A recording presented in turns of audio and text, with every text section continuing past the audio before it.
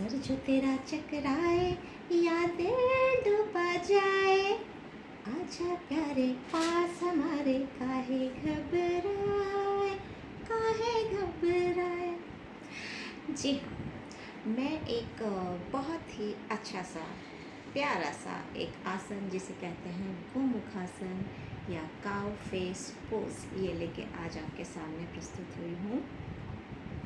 तो बहुत समय नहीं वेस्ट करते हुए चलिए पहले इसे हम स्टार्ट करते हैं, फिर हम इसके बेनिफिट्स भी जानेंगे। तो सबसे पहले हम बैठते हैं दंडासन में, यानी कि दोनों पैरों को यूँ सीधा किया, अपने स्पाइन को हम इरेक्ट रखते हैं और हाथों को ऐसे बगल में हम रखते हैं, तो इसे कहते हैं दंड आसन। ठीक है। अब अपने लेफ़्ट वाले लेग को घुटने से मोड़ते हुए इस तरह से हम अपने हिप के बगल में इस तरह प्लेस कर देते हैं। ये देखिए, मैं सामने से दिखाती हूँ आपको। और ये जो मेरा राइट वाला लेग है, अब इसको भी मैंने घुटने से फोल्ड किया और इसके ऊपर रख दिया। ये बिल्कुल देखिए सामने से इस तरह से। तो इसमें जो स्थिति होती है ऑलमोस्ट नीचे वाले घुटने के ऊपर जो घुटना आता है वो सीध में होता है।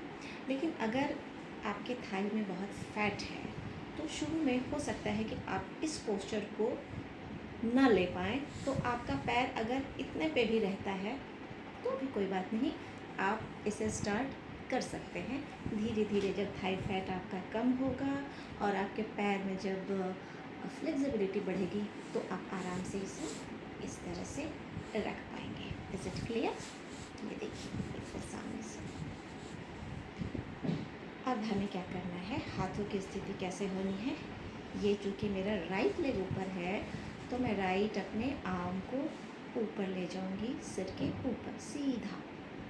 और क्या करना है, अपने हाथ को थोड़ा कान के पीछे ले जाने की कोशिश करनी है और उसके बाद इसे कोहनी से मोड़ते हुए अपने पीठ पे रख लिया हमने।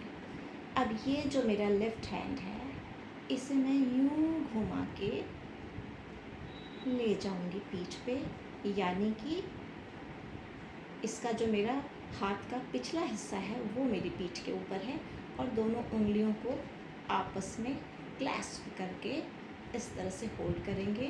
जो हमारा चेहरा है वो बिल्कुल सामने की तरफ होगा और हम सामने देखते रहेंगे। इस आसन के जो फ़ायदे हैं बहुत सारे हैं।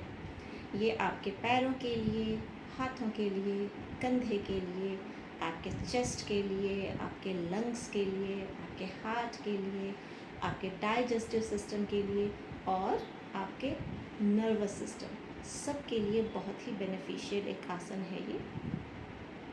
इस तरह से इसको होल्ड करेंगे और जब वापस आना है इस पोस्चर से तो हाथ को ऊपर किया और धीरे से निकाला। अब मैं आपको पीछे से दिखाती हूँ कि हमने अपने हाथ को किस तरह से क्लैस्प किया था। ओके,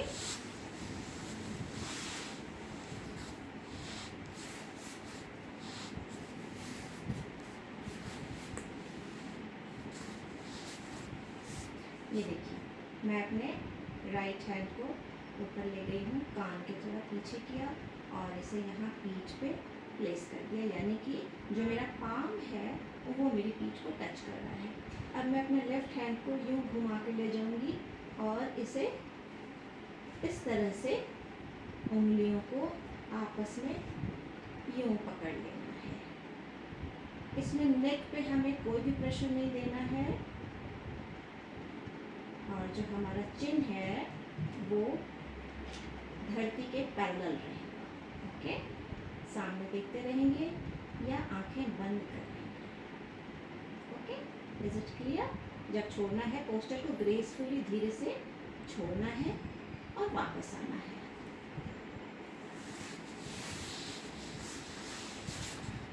अब इसमें आप कह सकते हैं कि आपका हाथ ही अभी नहीं टच हो रहा आपस में और मैं कह रही हूँ कि क्लैस्प करना है, तो उस स्थिति में हमें क्या करना है उसका भी उपाय आया है वो मैं बताती हूँ। चलिए अब मैं दूसरी तरफ से इसी पोस्चर को करके दिखाती हूँ। अब मैंने ये देखिए, पहले मैं दंडासन में बैठ गई और अब मैंने अपने राइट वाले लेग को फोल्ड किया, लेफ़्ट वाले हिप के बगल में उसको प्लेस कर दिया। अब मैं अपने लेफ़्ट वाले नी को उसके ऊपर मैंने रख दिया है। ठीक है, तो सामने से कैसे दिखता है ये पोस्चर? अब लेफ़्ट नी ऊपर है तो लेफ़्ट हैंड ऊपर जाएगा, कान के पीछे थोड़ा प्रेस कीजिए और राइट हैंड को यूँ घुमाते हुए ले गए। ठीक है, ये सामने से दिखता है। अब क्या करना है, अगर आपका हाथ नहीं पहुंच रहा है आपस में, ठीक है, उंगलियां टच भी नहीं हो रही हैं या केवल टच हो रही हैं, आप पकड़ नहीं पा रहे हैं, तो क्या करना है? देखिए मैं आपको पीछे से दिखाती हूँ।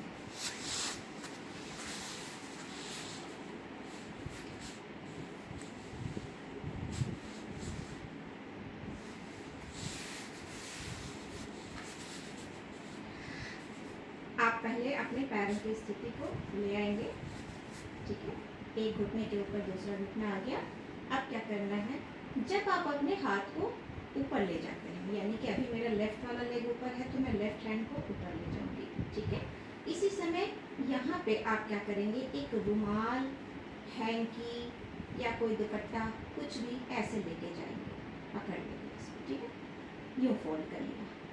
अब ये हाथ जो आपका घूम के गया है पीछे की तरफ, ये जहाँ तक भी पहुँच रहा है, मान लीजिए यहाँ पहुँच रहा है, यहाँ आप दुपट्टे को या हैंकी को इस तरह से फोल्ड कर लीजिए और ऊपर जा रहा है और ऊपर पहुँच लीजिए, हाथ को ले जाइए इस तरह से। तो शुरू में आप इस तरह से भी फोल्ड कर सकते हैं। ध्यान रखेंगे अपनी गर्दन को इधर उधर नहीं करना है, जो भी हमें मूवमेंट करनी है वो अपने आर्म से करनी है। ठीक है, इस तरह से इसे आप शुरुआत में कर सकते हैं।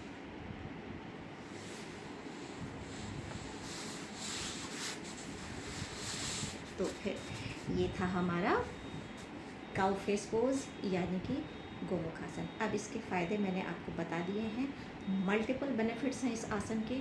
सो आई होप कि इस आसन को आप करना स्टार्ट करेंगे और सोल सर्चर्स योगा से मैं रजनी आगे भी इसी तरह के और अच्छे अच्छे प्यारे प्यारे आसनों के साथ आपसे मिलते रहूँगी। नमस्कार।